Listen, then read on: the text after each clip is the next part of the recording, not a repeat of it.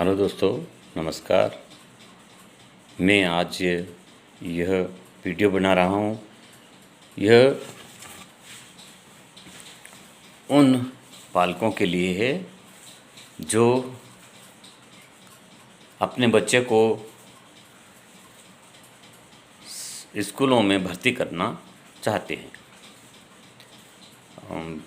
भर्ती प्रक्रिया 15 जून 2021 से प्रारंभ हो गई है।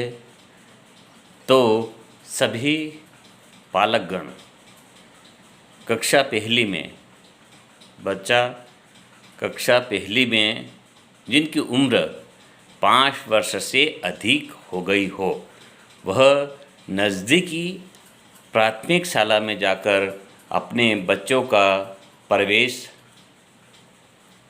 स्कूल में करवाइए। फिर कक्षा छठी जो नज़दीकी शाला कक्षा पहली से 5वीं तक हो, उसके नज़दीक 6 से 8 तक मिडिल स्कूल हो, वहाँ पालक लोग नज़दीकी जो पोषक शालाएँ हैं प्राथमिक, वह एसएलसी लेकर माध्यमिक विद्यालय जो नज़दीक हो वहाँ पे एसएलसी और समस्त दस्तावेज लेकर आए या उन बच्चों के पालक को दे दे। वह नज़दीकी शाला में आकर कक्षा छठी में प्रवेश दिला सके और कक्षा 9वीं के छात्राएं जो नज़दीकी शालाएँ कक्षा 8वीं से जो उत्तीर्ण हुए हैं 2020-21 में, उन्हें नज़दीकी हाई स्कूल में माध्यमिक विद्यालय के प्रधान अध्यापक एसएलसी बनाकर और समस्त जानकारी जो दस्तावेज साथ में लगते हैं वो संबंधित हाई स्कूल जो निकटतम है उनके प्राचार्य या फिर प्रवेशकर्ता प्रभारी होते हैं, उनसे संपर्क करके वहाँ एसएलसी सौंप देवे। और पालकों से ये निवेदन है कि वह हाई स्कूल में जाकर संपर्क करें और जो दस्तावेज वहाँ लगते हो वहाँ उन्हें अवेलेबल करवाए और अपने बच्चों का शाला में प्रवेश सुनिश्चित करवाए।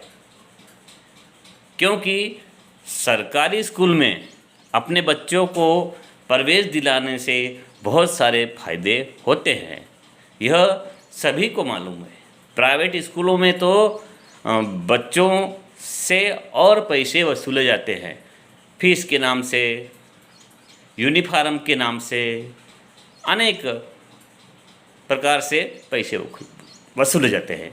लेकिन सरकारी स्कूलों में ना तो पैसे लिए जाते हैं और ना अन्य सुविधाओं के नाम से कोई फीस ली जाती है।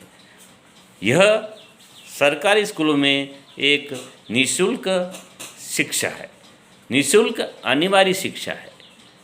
तो सभी पालकगण नज़दीकी शालाओं में बच्चों की योग्यता अनुसार का अर्थ है कि बच्चा 5 वर्ष से अधिक उम्र का हो तो उसे कक्षा पहली में प्रवेश दिलाए और कक्षा 5वीं पास कर ली हो तो छठी में प्रवेश दिलाए और 8वीं उत्तीर्ण कर लिया हो तो अपने पास के स्कूल जो निकट हो, बच्चों को जाने की सुविधा हो, उसी हिसाब से उस हाई स्कूल में बच्चे को कक्षा 9वीं में प्रवेश दिलाए। मैं कुछ सुविधाओं के बारे में बता रहा हूँ, तो आप लोग सुने और अन्य पालकों को भी इनके बारे में जानकारी दें। जैसे सालों में बच्चा भर्ती होता है, स्कूल में भर्ती होता है, उस समय उसको प्रथम पाठ्यपुस्तक कापियाँ दी जाती है, वो भी निःशुल्क, जिससे कोई पैसे नहीं लिए जाते हैं। फिर स्कूल यूनिफॉर्म दिया जाता है। उसके बाद कक्षा 6ठी में प्रवेश छात्र छात्राओं को निःशुल्क साइकिल दी जाती है। फिर कक्षा 1 से 2 के बच्चों को slate, pen, pencil, rubber, cutter, इस प्रकार से उन्हें पढ़ने के लिए सभी सामग्री स्कूल से ही दी जाती है। उनके पालक को कुछ भी लाने की आवश्यकता नहीं होती है। उसके बाद में कक्षा 1 से 8वीं तक के छात्रों के लिए मध्यम भोजन है, जो उन्हें दोपहर में मिलता है, जो बहुत ही रुचिकर होता है, बहुत स्वादिष्ट होता है, जो समूह द्वारा बनाया जाता है। उसके बाद में कक्षा 1 से 12वीं तक की बालिकाओं को छात्रवृत्ति मिलती है, और कक्षा 6ठी से जहाँ तक पढ़ते हैं बच्चे, वहाँ तक लड़कों को छात्रवृत्ति मिलती है कक्षा के अनुसार। उसके बाद में बच्चा प्रथम डिवीज़न में पास होता है, 70% से अधिक अंक लाता है, उसे मेधावी छात्रवृत्ति के नाम से फिर एक अलग से सुविधा मिलती है, वो भी छात्रवृत्ति मिलती है। फिर जिनके माता पिता दोनों नहीं हो, उनको भी अलग से छात्रवृत्ति मिलती है। और जिसके पिता हो और माता नहीं हो, और जिसके पिता नहीं हो और माता हो, दोनों में से, माता पिता में से दोनों में से एक हो और एक नहीं हो, उन बच्चों को भी छात्रवृत्ति मिलती है। उसके बाद जो बच्चा विकलांग होता है, उनको भी विकलांग छात्रवृत्ति मिलती है। और स्कूल शाला स्तर से कक्षा 9वीं से 12वीं तक के छात्रों को वर्ष में एक बार पिकनिक पे ले कर जाते हैं, वो भी निःशुल्क होता है, जिसकी कोई फीस नहीं ली जाती है।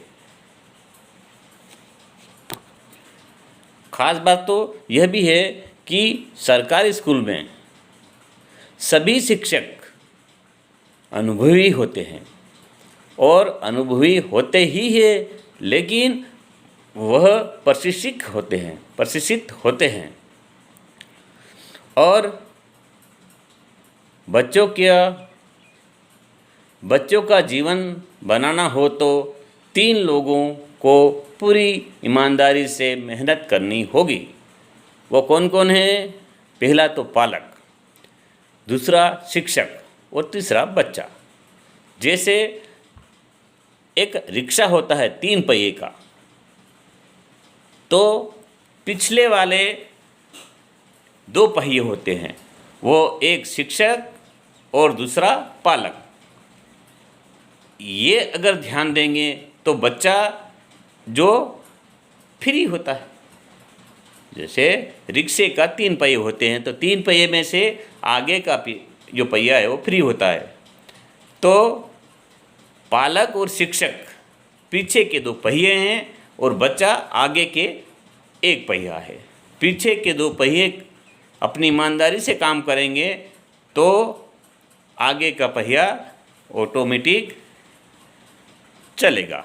कहने का मतलब यही है कि पालक और शिक्षक दोनों ईमानदारी से काम करेंगे तो बच्चे का भविष्य जरूर बनेगा और वह एक अच्छा इंसान बनकर उच्च पद पे विराजित होगा।